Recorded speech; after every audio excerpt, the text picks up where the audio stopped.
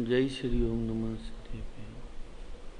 मंगलम भगवान वीरो मंगलम गौतमो घड़ी मंगलम कुंद कुंदाध्यो जैन धर्मोस्तु मंगलम सर्व मंगल मांगल्यम सर्व कल्याण प्रधानम सर्वधर्माणाम जैनम जैत शासनम वंदित सौ सिद्धे ध्रुवमचल मनोभवम गतिम पत्ते पक्षामी समय पाहुड विणमो सुत केवली विनिदम नमः समय साराई स्वानुभूत्या चकास्ते चित स्वभावाई भावाई सर्वभावांतरिक्षदे प्रशांत मद गंभीरम विश्वविद्या कुलगुरु भव्यैक शरणम जिय श्रीमत् सर्वज्ञ शास्त्र।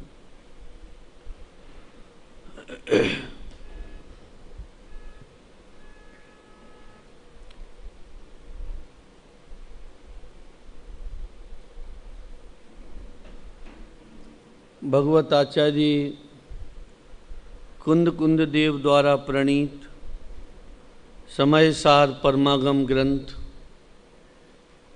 मोक्ष अधिकार अंतिम 3 से 6 और 3 से 7 नंबर की गाथा। इस मोक्ष अधिकार में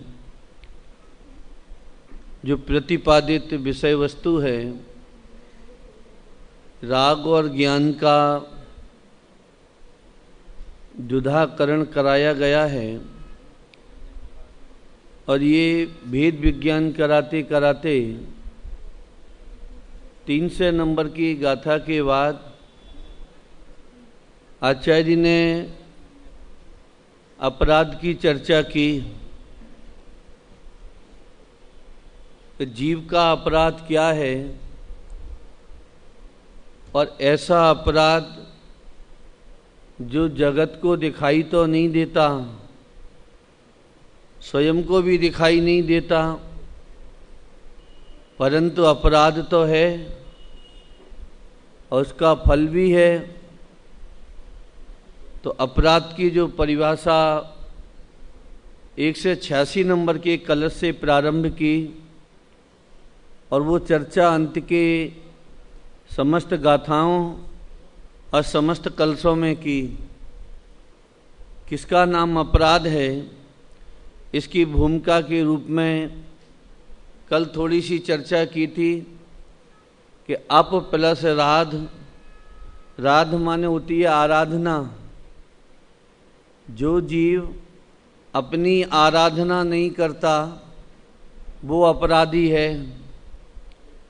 अपनी आराधना से तात्पर्य मैं आत्मा हूँ ऐसी अनुभूति नहीं करता, ऐसी प्रतीति नहीं करता। मैं देह सहित हूँ, देह की क्रिया का करता हूँ, संयोगों का स्वामी हूँ, भोगों में आनंद है। जो ऐसी प्रतीति करता है, ऐसी अनुभूति करता है, उसका नाम अपराधी है। और अपराध का दंड कितना है ये इसकी बारे में कभी विचार नहीं आता। जैसे बहुत हल्के स्तर पर ये बात अपन कह देते हैं कि भाई देखो पाप कोई छोड़ना नहीं चाहता, परंतु पाप का फल कोई चाहता नहीं है। पुण्य का फल सब चाहते हैं, परंतु उस प्रकार के परिणाम और विशुद्धि कोई करना नहीं चाहता। तो ऐसे कैसे पार पड़ेगी, कैसे बात बनेगी ऐसे। तो ऐसे ही यहाँ आचार्य कहते हैं कि जो जीव अपनी आराधना नहीं करता वो अपराधी है। ये अपराध शब्द हमने इसलिए लिया कि इस गाथा का जो पहला सेंटेंस है, पहला वाक्य है, उसमें आचार्य ने अपराध शब्द ही लिखा है कि वो जन साधारण वाला जीव वो अपराधी है और उस अपराध का फल कितना अनंत हो सकता है इसकी हम और आप कल्पना नहीं कर सकते। ये फल भोग ही रहे हैं अनादिकाल से। जो हमारा जो फल चल रहा है भोगने का वो इसी अपराध का चल रहा है। तो 86 नंबर की गाथा में 1 से 86 नंबर के कलश में के परिद्रव्य ग्रहण कुर्बन वध्यई तान अपराधवान कि ये परिद्रव्य मेरा है या मैं परिद्रव्य का स्वामी हूँ, ये अपराध, और इसका नाम अपराधी। और निरपराधी कौन? तो उन्होंने नीचे वाली पंक्ति में लिख दिया कि संव्रतो यति, कि जो अपने में संतुष्ट है। इसका दूसरा आगे नेगेटिव अर्थ भी किया आचार्य ने। वो अर्थ ऐसा किया उन 4 और 5 नंबर की गाथाओं में कि जो जीव प्रसन्न रहता है, किसको? स्वरूप को देख देख कर, स्वरूप की चर्चा सुन सुनकर जो प्रसन्न रहता है वो निरपराधी है। और फिर दूसरी परिभाषा उन्होंने की कि जो संयोगों को देख देख कर प्रसन्न रहता है वो अपराधी है। अभी ये कहने को तो बहुत स्थूल चर्चा है, परंतु जरा विचार करो अंतरंग से, हम कितने सुंदर लग रहे हैं, हमारे वस्त्र कितने सुंदर हैं, हमारी कितनी प्रतिष्ठा है, हमारा कितना वैभव है।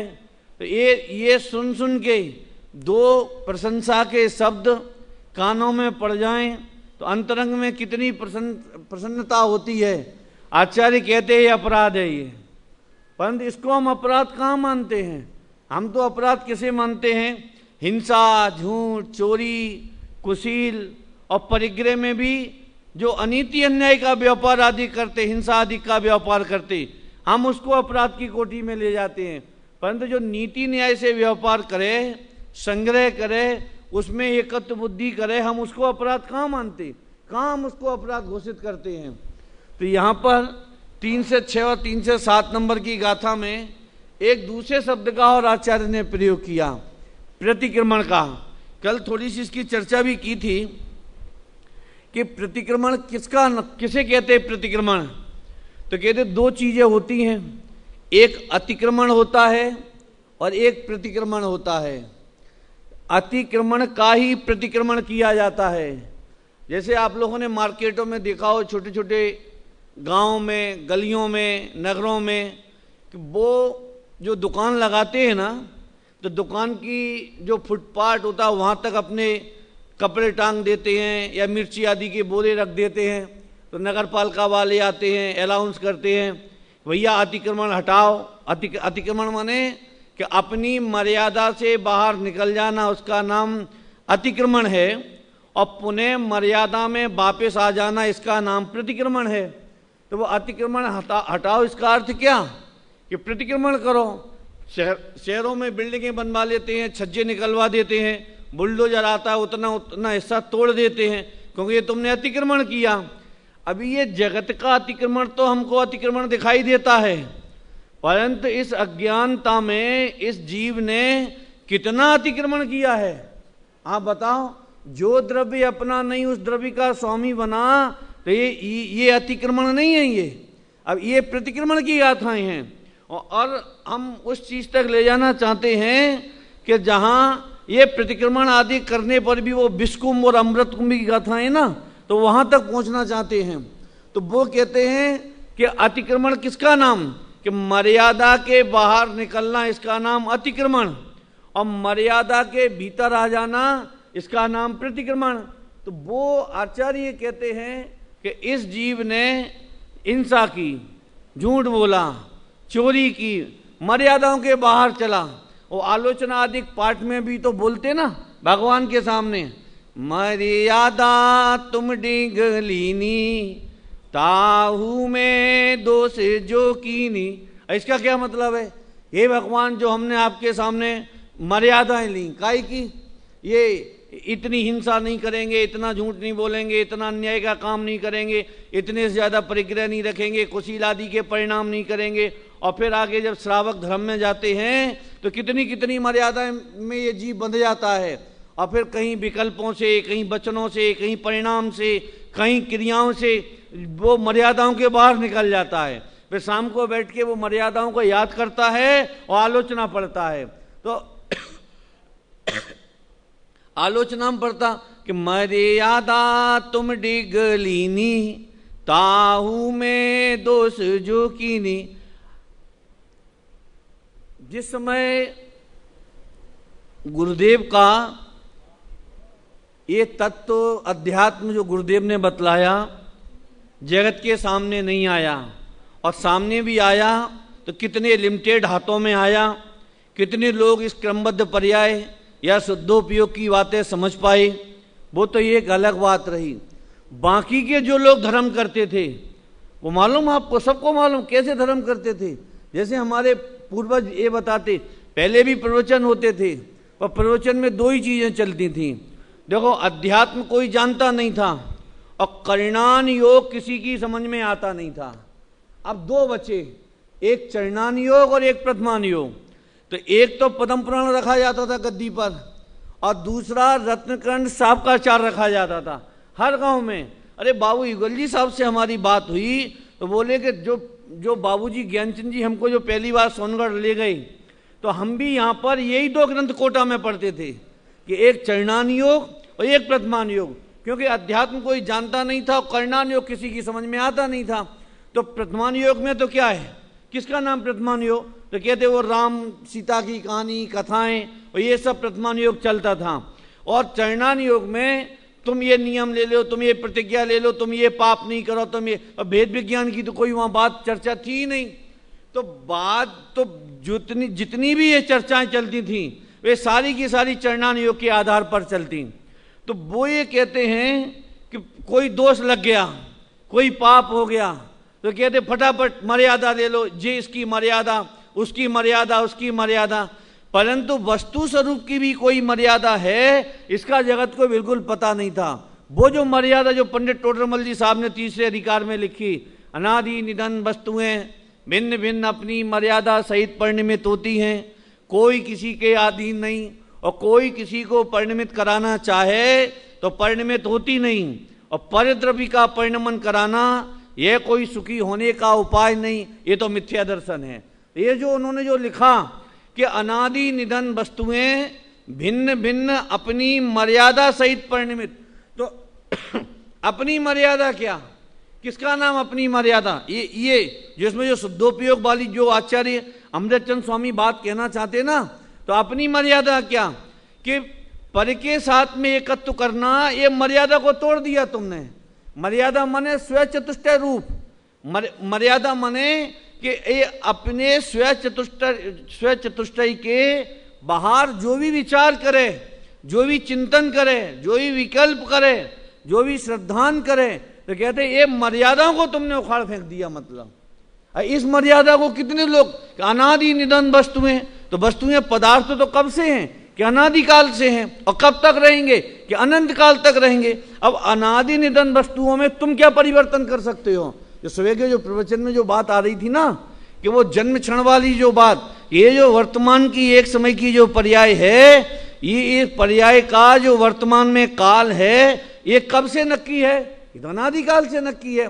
अब कहां तुम परिवर्तन करके ले जाओगे बताओ। तो वो जो मर्यादा वाली बात है, जो उल्लंघन वाली बात है, जो अतिक्रमण वाली बात है, तो वो इन शब्दों का इस प्रकार से अगर अर्थ करो, तो अब ये देखो टीका का मैं फिर से ये प्रतिक्रमण वाली बात पढ़ता हूं कि टीका कि प्रथम तो जो अज्ञानी जन साधारण अज्ञानी लोगों को साधारण ऐसे आप प्रतिक्रमण आदि हैं। कौन सा आप प्रतिक्रमण, कि जिन्हें हिंसा अहिंसा से कोई मतलब नहीं। ये मालूम कौन सा जीव है जन साधारण, जो ज्ञान के जो दोष आते ना, संशय विपर्य और अनध्यवसाय, ये अनध्यवसाय वाला जीव है। ये कुछ होगा, कुछ हो जाएगा, जो होगा सो देखा जाएगा, सब नरक तब देखेंगे कि स्वर्ग कि तब देखेंगे। फिर कभी कभी तो जीव ऐसा बोल देता है, भैया कहीं नरक स्वर्ग नहीं है, यहीं नरक है और यहीं स्वर्ग है। मतलब हॉस्पिटल में पहुंच जाओ सो नरक है, और एसी में लेट जाओ जाके सो स्वर्ग है। मतलब नरक स्वर्ग की इतनी परिभाषा कि किसका नाम नरक, कि मतलब हॉस्पिटल में पहुंच जाओ माने टांग टूट जाए, इतना मोटा तुम्हारे पैर से खंडा लटकवा दिया जाए, और फिर तुम हाय दैया करो, तो कहता है वो सर्जिकल वार्ड में जाके देखो ना जरा, आर्थोपेडिक सर्जिकल वार्ड होता है ना, तो भैया हमने आज साक्षात नरक देखा। मतलब जरा सी प्रतिकूलता को अरे साहब उनके घर क्या गए, ऐसा लग रहा था जैसे स्वर्ग में ही बैठे हो। अब बता ऐसे जीवों को धर्म कैसे समझाया जाए कि जिन्हें जरा जरा सी बातों में नरक और जरा जरा सी अनुकूलताओं में जिनको स्वर्ग प्रतिभाषित होता हो। नरक तो छोड़ो, नरक की कल्पना मात्र से, नरक की कल्पना मात्र से जीव थर्रा जाए। मतलब किसका नाम नरक है, किसको नरक कहते, उसकी कितनी पीड़ा, कितनी वेदना और कितना लंबा दीर्घ काल है। खैर अपना वो विषय नहीं है। तो यहाँ ये क्या कहते, प्रथम तो जो अज्ञानी जन साधारण, तो यहाँ जन साधारण माने क्या, तो इनका एक ही उद्देश्य है मालूम। अरे उनकी तो छोड़ो, जो जैन नहीं है, अजैनों की तो हम बात ही नहीं कर रहे। अरे जो जैन हैं, श्रावक हैं, केवल एक पद्धति बुद्धि से भगवान के दर्शन करके आ गए और बाद में दो ही काम उनके, कमाना, खाना, भोगना, सोना और सो के मर जाना। तो दूसरा उनके जीवन में कोई काम नहीं है। आप देखो तो वो कहते कि जो जन साधारण है, मालूम जन साधारण कैसे, कई बार भूधरदास जी ने लिखे ना, जन साधारण की क्या परिभाषा की उन्होंने कि चाहत है धन होए किसी विध तो सब काज सरें जिय राजी, गेह चिनाऊं करूं गहना कछु, ब्याह सुता सुत वाटिये भाजी, चिंतति यों दिन जाहे चले, जम आन अचानक देत दगाजी, खेलत खेल खिलाड़ी गए, रह जाए रूपी शतरंज की बाजी। इसका नाम जन साधारण है कि चाहत है। अब यहां उन्होंने धन शब्द का प्रयोग किया, आप भोग का प्रयोग कर सकते हो, आप निरोगता का प्रयोग कर सकते हो, आपको जो शब्द लगाना है इसके अंतर्गत में कि चाहत है धन होए किसी विध तो सब काज सरे जिय राजी। आज सारे जगत का एक ही फार्मूला है कि भैया पैसा है तो सब है, अब पैसा नहीं है तो कुछ भी नहीं है। ये कभी हमको विकल्प नहीं आता एक बार भी कि भरत चक्रवर्ती को 6 खंड का स्वामी बनने के लिए क्यों कितना काल लगा था, 60,000 वर्ष। दिग्विजय यात्रा पे गए ना तो 60,000 वर्ष लगे, और ये बता छोड़ने में कितना काल लगा था।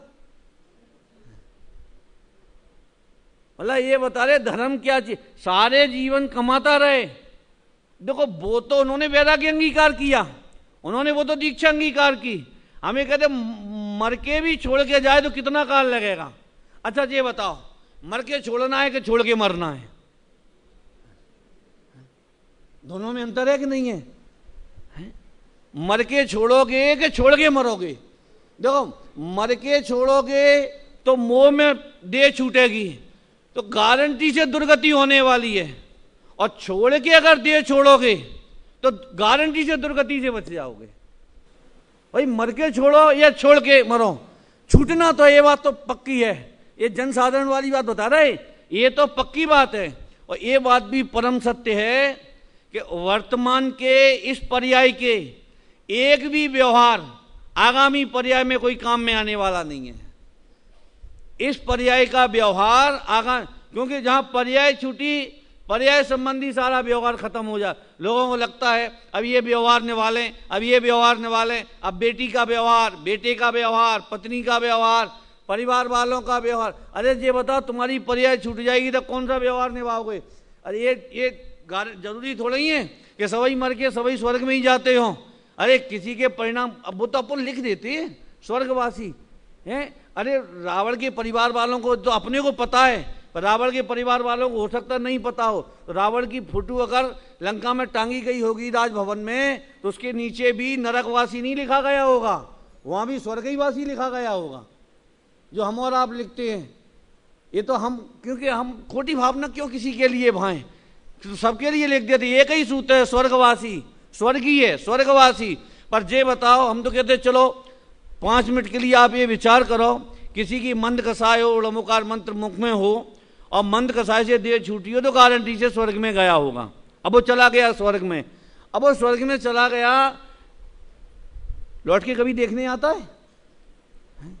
आज तक सच कह रहे मेरे परिवार में भी इतने मर के गए होंगे, एक नहीं देखने के लिए आज तक आया। कि बेटा तुम कैसे हो, तुम्हें कोई तकलीफ तो नहीं है, और हम स्वर्ग में हैं, हम पे शक्ति भी है, हम पे पैसा भी है और रत्नों के महल भी हैं, कोई टेंशन हो तो बता देना, एक मोबाइल मेरे को मिस कॉल कर देना, मैं फटाफट आ जाऊंगा। कौन पूछ क्यों? ये बताओ, जिनसे बढ़िया व्यवस्थाएं वहां मिल गई। हीन से हीन देव होता है, उसे भी 32 अप्सराएं मिलती हैं, बिल्कुल शेड्यूल कास्ट की हम तो बात कर रहे हैं, जो व्यंतर जाति में हीन से हीन देव होता है, उसको भी 32 अप्सराएं, इससे कम मिलती नहीं है वहां। तो अब यहाँ एक को छोड़ के गया, वहां 32 मिली, तो एक की याद करे कौन? क्या कहा? यहाँ सारी जिंदगी में अपने मकान में प्लास्टर और रंग नहीं कर पाया, वहां आंख खुलते ही रत्नों का मेल मिला। क्या कहा? यहाँ बेचारा कभी बंबई नहीं घूम पाया, वहां नंदनवन घूम रहा है आंख खुलते ही, तो तुम्हें याद करे? पागल है जो याद करेगा। मैं केवल इतना बतलाना चाहता हूं कि यहाँ खूब मर जाना एकत्र बुद्धि कर करके, परंतु पर्याय बदलने पर कोई किसी को याद नहीं करता। क्या कहा? ये तो हमारा भैया, ये हंसने की बात नहीं है, ये तो हमारा मोह है, हमारा राग है, हमारा एकत्वपना है, जो हम मरे जा रहे हैं। इसका फल हमको कभी पता नहीं चलता, इसका फल क्या निकलने वाला है, क्या इसका फल निकलेगा आगे भविष्य में, बताओ। ये जनसाधारण, किसका नाम जनसाधारण है? कि जिसे पता ही नहीं है कि शुभ भाव क्या है, शुद्ध भाव क्या है, वीतरागता क्या है, सर्वज्ञता क्या है, समयसार क्या है। अब ये तो ये शिविर आदि के आयोजन ये सब होते हैं तो थोड़ी थोड़ी बातें कानों में पड़ने लगी, परंतु इसके अंदर भी हम गहराई से कितना उतर पाते हैं या गहराई से हम कितना विचार और चिंतन कर पाते हैं, ये तो हम स्वयं जानते हैं। क्योंकि प्रत्येक व्यक्ति अपने बारे में जितना अच्छे से जानता है, सामने वाला उसका प्रतिपादन या निरूपण कभी नहीं कर सकता, कभी उसका निरूपण नहीं कर सकता। क्या कहते हैं आचार्य कि प्रथम तो जो अज्ञानी, अब जो अज्ञानी माने सवई अज्ञानी, जो अज्ञानी क्या सवई अज्ञानी, जिन्हें स्वभाव का भान नहीं, क्या कहा, जिनकी पर से एकत्व बुद्धि टूटी नहीं, ये सवई अज्ञानी। तो जो कई बार भूधरदास जी लिखा ना कि चाहत है धन होए किसी भी तो सब काज करें, तो सब काज सरें जिया राजी, सारे काम बन जाएं, हर आदमी एक ही, और पैसा हो तो सब हो जाए, पैसा हो तो सब हो। देखो भैया, पैसा हो तो कुछ नहीं होता, सीधी सी बात है। बड़ा बड़ा पैसा रखा रहता है और जरा सा माथे का दर्द ठीक नहीं होता है। उदय का वियोग हुए बिना कोई संयोग अनुकूलता प्रदान नहीं कर सकता। ये तो आत्मा की बात तो सचमुच में बहुत ऊंची है, रत्नात्र वीतरागता की चर्चा तो बहुत ऊंची है। आज हमको इतना भरोसा नहीं है कि बाह्य जगत में अनुकूल प्रतिकूल जो संयोगों का परिणमन है, एक कर्म के निमित्त से होता है, मेरे विकल्पों से नहीं। आज हमको इतना भरोसा नहीं है। आत्मा की और शुद्धोपयोग की और रत्नात्रय की बातें, मोक्ष मार्ग की चर्चा तो बहुत ऊंची है। इतना आज जरा सा देह में कोई रोग उत्पन्न खड़ा हो जाए, क्या कहा, 1 मिनट में जयपुर में मौसम खराब था, पानी बहुत बरस रहा था, सफोकेशन बहुत था, और ऐसी जगह ठहरा दिया, हवा का साधन नहीं था। अरे घर पे हम ये खाते थे, वहाँ ये खा लिए तो खांसी तो होगी, जुकाम तो हो गई, बुखार तो आएगा ही। क्यों? कभी क्लाइमेट को दोष ठहराएगा, कभी संयोग को दोष देगा। 1 मिनट में ये कभी विचार नहीं करेगा। नेक जरा सा कोई कुछ कह देवे और जरा सा उसे अंदर में ये लगे कि मेरा अपमान हुआ, क्या कहा, मेरा अपमान कर दिया, मेरा तिरस्कार हो गया, तो अंदर में कैसा, ये नहीं सोचेगा अपेश कीर्ति नाम कर्म का उदय है, अपेश कीर्ति कर्म का उदय है, ये कोई नहीं विचार करेगा, तुमने कर दिया। देखो एक बात ये जीवन में सदा काल याद रखो, अपने दुख के लिए, जो वर्तमान में जिसे जगत दुख कहता है, कि अपने दुख के लिए जो जीव पर को दोषी ठहराता है, उसके दुख अनंत काल में भी दूर नहीं हो सकते। क्या कहा? वर्तमान में अपने दुख के लिए जो पर को दोष देता है, और जो जीव अपनी प्रतिकूलता आदि के लिए अपने ही उदय का विचार करके उसमें भी अपने ही विकार का मूल कारण मानता है, आकुलता आदि को कारण मानता है, उसके दुख अनंत काल तक रहते नहीं। हमें जरा सी जीवन में कोई घटना हो जावे, बाधा आ जावे, प्रतिकूलता आ जावे, हमें इतनी क्षमता ही नहीं रही है सोचने की समझने की। 1 मिनट में हम सामने वाले को बिल्कुल फांसी पे लटका देते हैं, भाई तुम्हारे कारण ऐसा हुआ, तुमने ऐसा कर दिया, तुमने मरवा दी। काहे को किसी को दोष देते हैं बताओ। आज पूरा वर्तमान योग इतना बड़ा खड़ा है, और पूरा वर्तमान योग का ज्ञानियों का, किसी भी ज्ञानी का कोई भी चरित्र सामने लाके खड़ा कर दो, किसी भी ज्ञानी ने पर को कभी दोष नहीं दिया।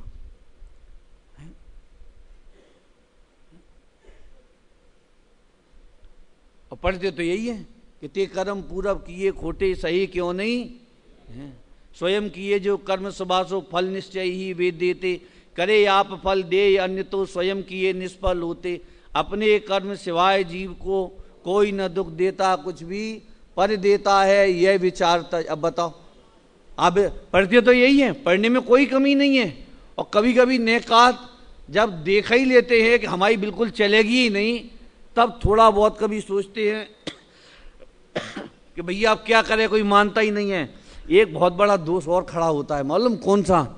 पंडित टोडरमल जी साहब ने मोक्ष मार्ग प्रकाशक के चौथे अधिकार में जो बंध तत्व संबंधी भूल लिखी, उस बंध तत्व संबंधी भूल में उन्होंने लिखा बिल्कुल उसके अंतिम पंक्ति लिखी ना कि मूढ़ होके भवितव्य को मानता है। तो भवितव्य को, भविष्य को, क्रमबद्ध पर्याय को हम और आप भी सब मानते हैं, पर कब मानते हैं?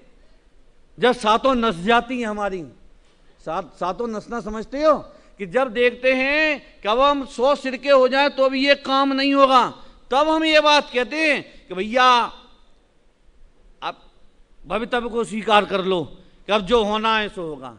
इसका नाम भवितव्य नहीं होता। मूड होके पहले तो 1.5 अकल लगाए, अपनी बुद्धि चलाए, और जब अपनी अकल और अपनी बुद्धि ना लगे तब फिर क्या करे कि फिर जब बाद में कहे कि मूड होके भवितव्य को स्वीकार करता है कि अरे अब भवितव्य को स्वीकार करने का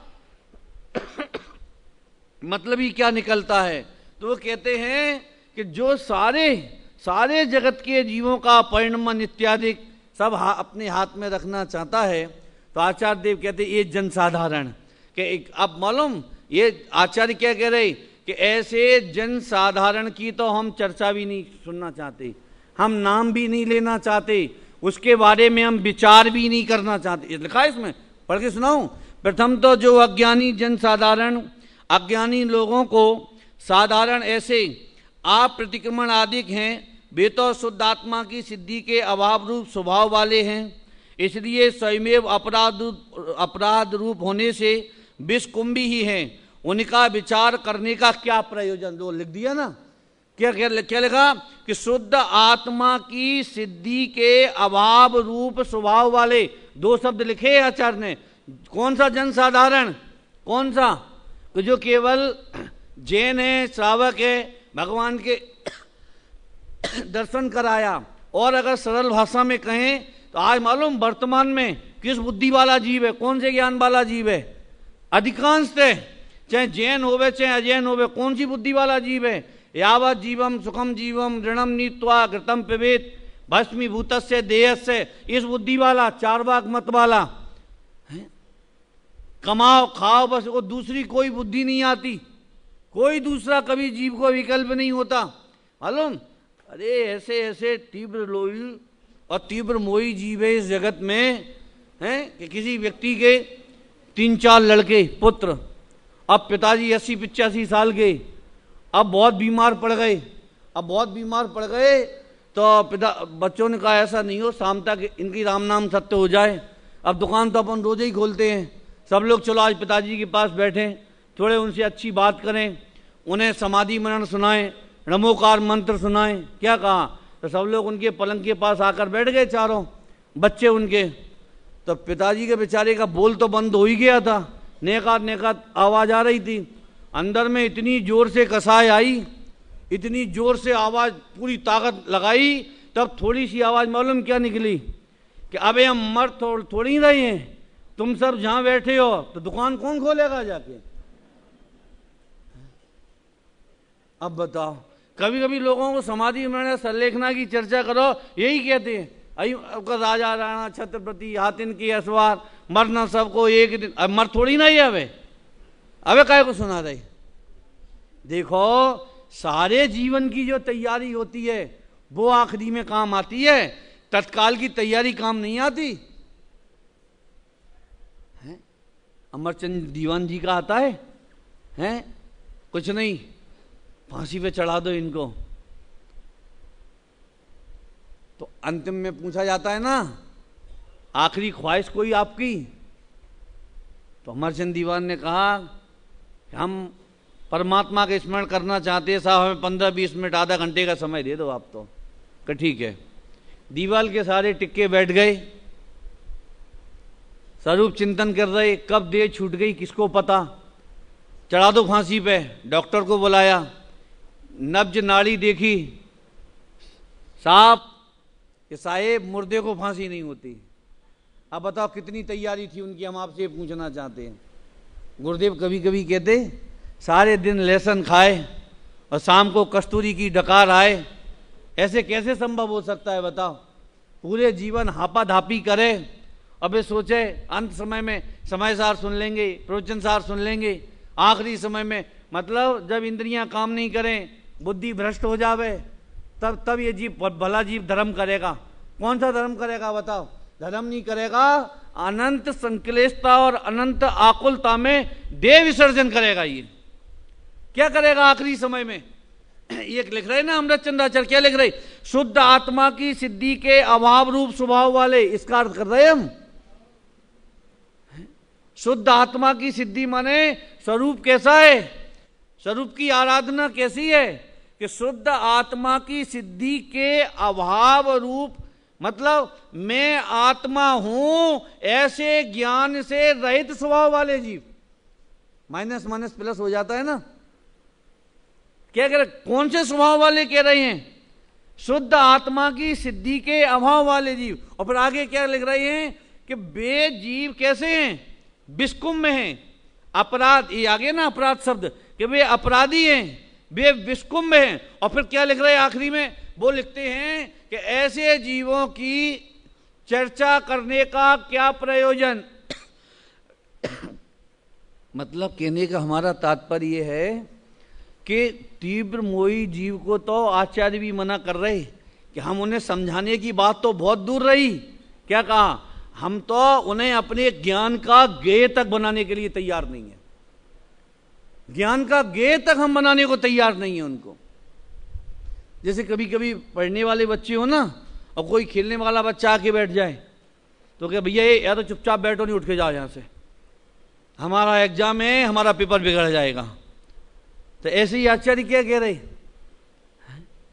कि आचार्य कह रहे कि ऐसे उनका विचार करने का क्या प्रयोजन। मालूम ये कह के आचार्य आगे जिसके जो कलश है ना, उस कलश में तो पढ़ेंगे, उसका भी नंबर आएगा, तो उसमें तो एक बहुत अच्छी उन्होंने आचार्य ने चर्चा की। कह रहे ऐसे जीवों की हम बात नहीं करते, ऐसे जीवों की हम चर्चा नहीं करते। कैसे जीवों की? कि जिसे वेद विज्ञान नहीं आता, या जिसे आत्मा परमात्मा का पता नहीं, या जो देवगुरु धर्म को नहीं जानता, जो हिंसा अहिंसा को नहीं जानता, सत्य सत्य को नहीं जानता, शील कुशील को नहीं जानता, ऐसे जीवों की हम क्या चर्चा करें, क्या वार्ता करें बताओ? वो कह रहे उन्हें तो बहुत दूर से ही छोड़ देते हैं कि तुम्हारा रास्ता जुदा है और मेरा रास्ता जुदा है, हम क्या तुम्हारी चर्चा करें बताओ? कितने सुंदर सुंदर इसमें शब्द हैं कि शुद्ध आत्मा की सिद्धि के अभाव रूप स्वभाव वाले हैं, इसलिए स्वयमेव अपराध रूप होने से विषकुंभ ही हैं। विष की बूंद नहीं कह रहे, मतलब क्या कह रहे? अशुभ राग को विषकुंभ कह रहे। अरे आगे तो वे शुभ राग को भी विषय कुंभ कहने वाले हैं कि जो अशुभ राग में, जो खाने में, पहनने में, कमाने में, संग्रह करने में, विषयों को इकट्ठा करने में, भोगने में, हम आधा घंटा पौन घंटा प्रवचन में बैठ जाएं, घंटा आधा घंटा पूजा प्रक्षाल कर ले में, तो मन में कितनी संतुष्टि हो जाती है। क्या कहा? और जीवन के प्रत्येक दिन के 15-15, 20-20 घंटे अशुभ में परिवर्तन चले जाते हैं। कभी अंदर में हमारे खेद तक नहीं उत्पन्न होता है। जैसे पंडित सदाशिव दास जी ने शास्त्र जिनवाणी के संदर्भ में 16 कारण भावना में कैसा गजब का लिखा। उन्होंने लिखा, मेरा जीता काल शास्त्र अभ्यास में व्यतीत भया, तेता तो सार्थक है, और जीता काल शास्त्र अभ्यास से विहीन हुआ, रहित हुआ, तेता निरर्थक है। और हम क्या मानते हैं कि जितना काल पैसा कमाने में गया उतना तो सार्थक है? और जितना काल क्या कहा पैसा कमाने से रहित गया वो सब बेकार चला गया। बहुत से मन चले लोग आते ना, शिविरों में भी पहुंच जाते, अब उनकी समझ में नहीं आता, बुद्धि भी नहीं लगाते इसलिए समझ में नहीं आता। तो कभी कभी कोई कह ही देता है, अरे कुछ नहीं है, बेकार फालतू में 8 दिन हमारे वो बेकार चले गए, 10 दिन हमारे बेकार चले गए। आई बताओ, ऐसे बुद्धि जीवों को तत्व ज्ञान समझना और उनको समझाना ये कितना मुश्किल काम है।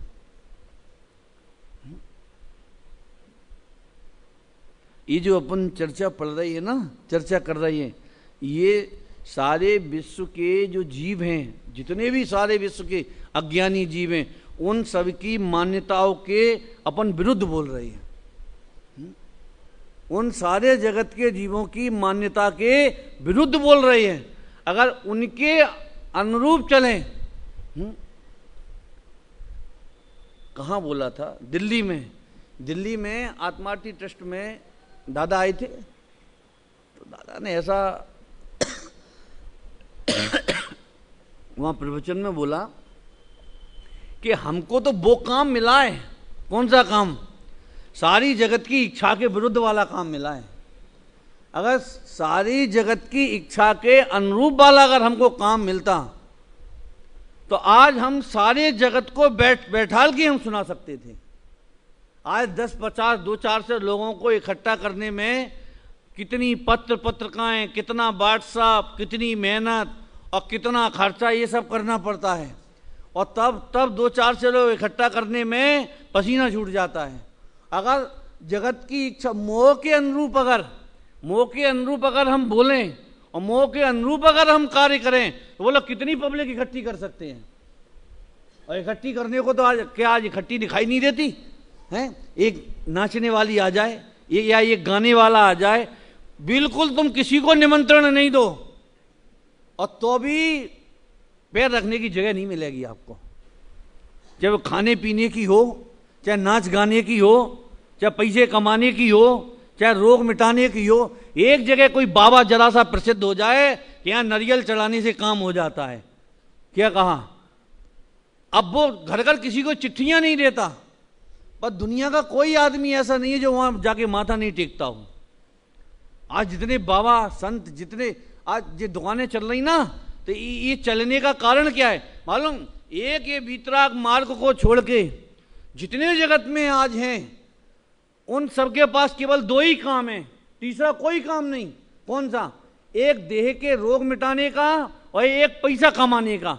तीसरा कुछ नहीं चाहता कोई जगत में। मैं मधु नहीं, कैंसर नहीं हो, किडनी फेल नहीं हो, हार्ट अटैक नहीं हो, लीवर बस्ट नहीं हो, कुछ नहीं। क्या कहा? और खूब धनाधन पैसा आता जाए। और ये किसी ने ऐसा अच्छा मैसेज भेजा, मालूम क्या लिखा था? उसमें लिखा था कि जब जीव इस संसार में आता है तब 9 महीने तो क्या कहें, 6-7 महीने बाद पता चल जाता है। क्या कहा? कब ये 9 महीने बाद ये जीव आएगा, परंतु मरने की खबर 9 सेकंड पहले भी नहीं आती। क्या कहा है? गर्भ में जब बालक या बालिका होता है तो उसकी बोलो खबर आ जाती है कि नहीं आ जाती है कि ये 7 महीने बाद आएगा, कि 8 महीने बाद आएगा, कि 9 महीने बाद आएगा। और ये जीव देह छोड़ेगा तो इसकी खबर 9 सेकंड पहले भी नहीं आएगी। अभी जी बता, न्याय है क्या अन्याय है? ये क्या कह सकते हैं अपन? तो क्या कह रहे हैं यहाँ आचार्य कहते हैं कि वे तो शुद्ध आत्मा की सिद्धि के अभाव रूप स्वभाव वाले हैं, इसलिए स्वयमेव अपराध रूप होने से विष कुंभ ही हैं। उनका विचार करने का क्या प्रयोजन? मतलब अब देखो, ये भी कैसी गजब की बात है। आचार्य कह रहे हैं हम उनकी चर्चा नहीं करेंगे और हमारी उनकी चर्चा में 2 दिन चले गए हैं। क्या कहा? वो क्या कह रहे हैं कि इनकी चर्चा करने का क्या प्रयोजन? अरे हम तो इसलिए चर्चा कर रहे हैं, आपको ये बता रहे हैं कि भोगी और मोही कसाई जीव को तो आचार्य अपने चरण कमल में भी नहीं बैठना देना चाहते। हमने इसलिए इसकी चर्चा की, इस जीव की, ऐसे तीव्र मोही जीव की, क्यों, लोभी जीव की, कसाई जीव की, भोगी जीव की क्यों हमने इसलिए चर्चा की कि अरे तुम्हें तो आचार्य भी दुत्कार रहे हैं, हम तुम्हारे बारे में कोई विचार ही नहीं करेंगे। क्या चर्चा करें? देखो, राम कथाएं घर घर होती हैं, रावण कथा कहीं नहीं होती है। क्या कहा? वीतरागता की कथा तो बड़े बुद्धिजीवी और बहुत विशुद्ध परिणाम वाले, पर आप ये बताओ आज कितना उल्टा हो गया है कि राग की कथा घर घर होती है। वीतराग की कथा कितनी हो पाती है और राग की कथा बोलो कितनी होती है। तो यहां ये क्या कह रहे, यहां कहते हैं कि उनका विचार करने का क्या प्रयोजन है। अब आगे क्या लिखते, क्योंकि वे तो प्रथम ही त्यागने योग्य है। कौन से जीव? कौन से जीव? जिन्हें धर्म कर्म से लेना देना नहीं, केवल कमाना, खाना, भोगना, भोग के मर जाना। उनकी चर्चा, उनके लिए तो इस परिकर में जगह ही नहीं है, स्थान ही नहीं है। जो अपनी प्रशंसा सुनना चाहता हो, जो अपनी निंदा नहीं सुनना चाहता हो, अरे दोषों की तो निंदा सब जगह होती है, तुम सुनो और चाहे नहीं सुनो। देखो, सबसे बढ़िया एक मंगलमय सूत्र है, जो जीव अपने दोष नहीं देखता, ध्यान रखना, उसके दोष सारा जगत देखता है। अगर हम ये चाहें कि हमारे दोष जगत वाले ना देखें तो चुपचाप शांति से अपने दोष देख लो, इससे बड़ी बोलो और क्या बात हो सकती है। क्योंकि वे तो प्रथम ही त्यागने योग्य हैं। अब देखो, अब ये एक बात हो गई, एक पहले नंबर का अप्रतिक्रमण वाला। अब अप्रतिक्रमण के ऊपर प्रतिक्रमण क्या करे, और जो द्रव्य रूप प्रतिक्रमण आदि हैं वे सब अपराध रूपी विष के दोष को क्रम से कम करने में समर्थ होने से अमृत कुंभ में। अब ये किन्हें विष कह रहे हैं कि जो पंच इंद्री के विषयों में, कसायों में, मोह की तीव्रता में, राग की वृद्धि में, परिग्रह के संग्रह में, भोगों की अभिलाषा में, कसायों के पोषण में जो लगे हैं उसे तो विष कुंभ कह रहे हैं, और इनको कम करने वाले को अमृत कुंभ कह रहे हैं। अब ये अमृत कैसे है, वो ये अमृत भी विष कैसे बनता है, इसकी चर्चा पुनः